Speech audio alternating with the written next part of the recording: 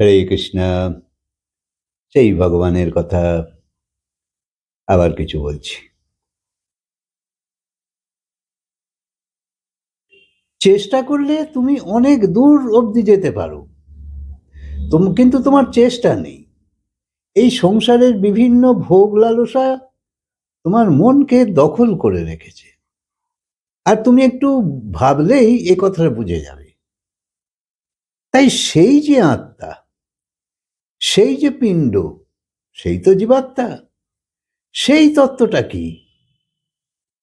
গীতায় বলছে, যাকে শস্ত্রে কাটা যায় না, আগুন জ্বালাতে পারে না, জল ডোবাতে পারে না, হাওয়া উড়িয়ে নিয়ে যেতে পারে না, এই যে তত্ত্ব, একেই আত্মা বলে, যে পুরনো শরীরকে ছেড়ে নতুন শরীর ধারণ করে। এই আত্মাই এখানে এসে বাড়ি বানাচ্ছে, গাড়ি বানাচ্ছে, দোকান বানাচ্ছে, বড় বড় চেয়ারে বসছে, আবার একদিন এসব ছেড়ে চলেও যাচ্ছে। এই নাটক চলছে তো চলছে। জগতে এসে অহংকারের বিস্তার করে, আর আমার আমার যে বলছে, আবার কখনো কখনো যে চোটও খাচ্ছে, সেই হলো আত্মা। সম্পর্ক তো বিস্তার হয়, নানা রকম রচনা হয়, কিন্তু জানবে জীবনের যাত্রায় তুমি একলাই। তোমার যে ভাবনা যত ভেতরে চলছে, কটা আর তুমি অপরকে বলো? তোমাকেই হজম করতে হয় সব, সুখের হোক দুঃখের হোক। সংসারের যাত্রা থাকলেও ভাবো, কি সঙ্গে যাবে? কিছু নিয়ে যাবে, এ কথা তো সবাই জানে, চোখে দেখছো সংসারে অজস্র রোজ লক্ষ লক্ষ মানুষ মরে যায়, আবার লক্ষ লক্ষ জন্ম হচ্ছে শিশুর। সবাই দেখছে, সব ঘরেই এই এই রীতি প্রচলিত, তাই অবাক হবার কিছু নেই। বাড়ি গাড়ি অর্থ সম্পত্তি, এত লোক যে তোমায় আপন ভাবে, তারা কেউ যাবে তোমার সঙ্গে?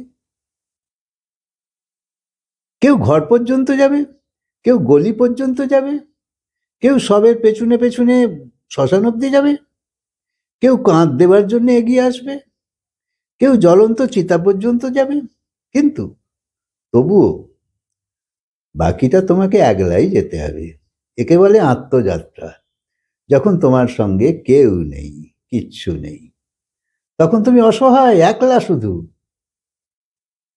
যমরাজের হাতে নিজেকে সমর্পণ করতে হয়। এবার তার লীলা চলবে কর্ম অনুযায়ী।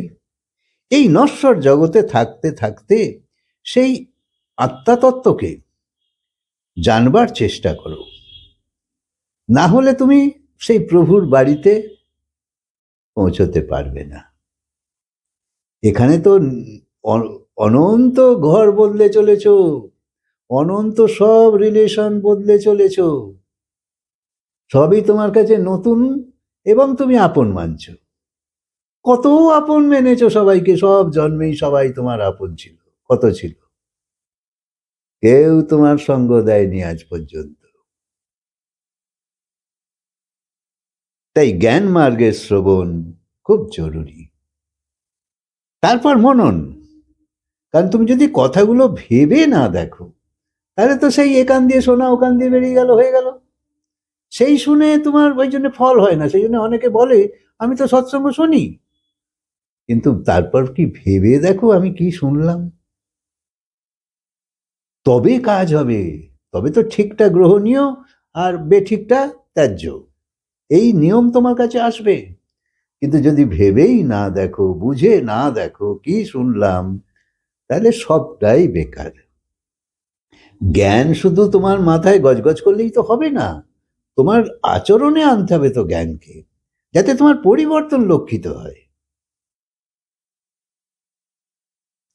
তাই শান্ত মনের ওপর নিয়ন্ত্রণ, এ তো সহজ কথা নয়।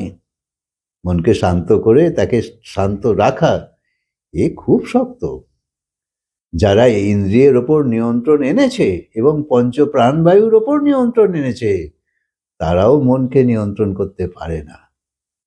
আর মনকে নিয়ন্ত্রণ করতে যেও না, খুলে ছেড়ে দাও। মন মন ঘুরবেই, তোমাকে মনে এমন সাবজেক্ট দিতে হবে যাতে মন সেইটা নিয়েই ব্যস্ত থাকে এবং তোমার উন্নতি হয়। না হলে মনকে যদি তুমি আল্টু ফাল্টু সাবজেক্ট খালি দিতেই থাকো তো কি হবে? তুমি তো বেলাগাম ঘোড়া, নরক যাবে না তো কি? কেউ করতে পারে না, এই মনকে নিজের বশে আনতে পারে না। অর্জুন ভগবানকে কমপ্লেন করেছিল যে এই মন বড় চঞ্চল, একে বশে আনা যায় না, কিন্তু ভগবান মানেনি। এটাও মনে রেখো, ভগবান বলেছে অভ্যাস এবং চেষ্টার সাহায্যে সম্ভব। তো মনকে কি খালি বলবে যে মন আমার দখলে থাক? না, তাকে ভালো সাবজেক্ট দাও, মনে এমন সাবজেক্ট বসিয়ে দাও একটা, যে সে সেইটা নিয়েই নাড়াচাড়া করবে, যার বাইরে সে আর যাবে না। ব্যাস, সেটাই মন দখলে এলো। তাই বেদে বা শাস্ত্রে বা পুরাণে এরকম কোনো সাধন নেই যে মনকে বাঁধা যায়। তাই অর্জুন ধনুর্ধর, যে উর্বশীকেও জয় করে নিয়েছিল, সেই অর্জুন বলছে এই মন বড় চঞ্চল। ভগবান বললেও কি করে করবে? ভগবান নানা কথা বলছে, তুমি কি আর পারবে? ভগবানও এই কথার বিরোধ করেনি, অর্থাৎ এটা খুব সোজা কাজ নয়, সোজা কাজ নয়। তাই নিরন্তর প্রচেষ্টা চাই, সেই জন্য সৎসঙ্গ নিরন্তর চাই, এবং মনন চাই, চিন্তন চাই, এবং আস্তে আস্তে গ্রহণীয়তাও আনতে হবে। ভগবান অর্জুনকে বলছে তোমার কথাই সত্যি, যে মন বড় চঞ্চল, বায়ুর থেকেও অধিক তেজযুক্ত। ধরো বসে বসে স্বপ্ন দেখছো যে উড়ে আকাশে চলে যাচ্ছ, পাতালে চলে যাচ্ছ, এটা কে যাচ্ছে? শরীর তো তোমার বসেই আছে, তো এ হলো মন। তাই বসে বসে কখনো এর কথা কখনো ওর কথা মনে এসেই যায়, মন এদিকে ওদিকে যাচ্ছে, আবার ধরে নিয়ে আসছো। তাই ভগবান বলছে খালি বৈরাগ্যে মন বসে আসে না, তার জন্য দুটো সাধন দরকার। সংসার থেকে হাঁটাও, কিন্তু হাঁটতে চাইবে না, কিন্তু হাঁটাতেই হবে। তো কথা হচ্ছে, কেন সংসারে মন লাগিয়েছো? কারণ যে সেখানে আনন্দ আছে এই রকমই তুমি মেনে নিয়েছিলে, তাই মন সেইখানেই ডুবে আছে, যে সংসারী আনন্দ আছে, ওখানে শান্তি আছে, সুখ পেয়ে যাব। তাই মা বাবা ভাই বোন আত্মীয় স্বজন বন্ধু বান্ধব পাড়াপড়শি ইত্যাদি অনেক কিছু নিয়ে তুমি আছো, সবাইয়ের সঙ্গে অ্যাটাচমেন্ট রাখছো, কিন্তু ওখানে সুখ নেই। এসব জড়ের সংযোগ, যার সঙ্গেই আমি মিশি না কেন, সেই শরীরটাও, স্থূল শরীরটা জড় জিনিস, আমার শরীরও জড় জিনিস। তাই বাইরের শরীরের সম্পর্কই তো হয়, ভিতরে আত্মার সম্পর্ক কি হচ্ছে? না, আমার আত্মার সঙ্গে তার আত্মার মিলন কি হচ্ছে? না। সেই জন্য জড়ের সংযোগ, আর এই জড়ের সংযোগে ক্ষণিক সুখ, নশ্বর সুখ এইসবই প্রাপ্ত হয়। কিন্তু এর থেকে বড় সুখকে দেখলে আমাদের বর্তমানে সুখে সুখ পাই না। কোনো গরিব যদি মোটরসাইকেল কেনে তো অহংকারে চলবে, এবং সবাইকে আত্মীয়দের দেখাতে যাবে, দেখো আমি আজকে একটা গাড়ি কিনেছি, কি ভালো সুন্দর দেখতে, ইত্যাদি ইত্যাদি। কিন্তু সে যখন গাড়িধারীকে দেখছে, অর্থাৎ মোটর গাড়ি, তখন তার মন কুঁচকে যাচ্ছে যে আমার গাড়িটা এরা অত এরা না, এ কিরকম দিব্যি বসে বসে আরামসে যাচ্ছে। তাই তার মন কুঁচকে যায়। আবার গাড়িওয়ালা যখন আরো কোনো ভালো গাড়ি দেখে, যে আমার গাড়ি তো আছে কিন্তু ওই গাড়িটা অনেক ভালো, তখন তারও মন কুঁচকে যায়। অর্থাৎ নিজের থেকে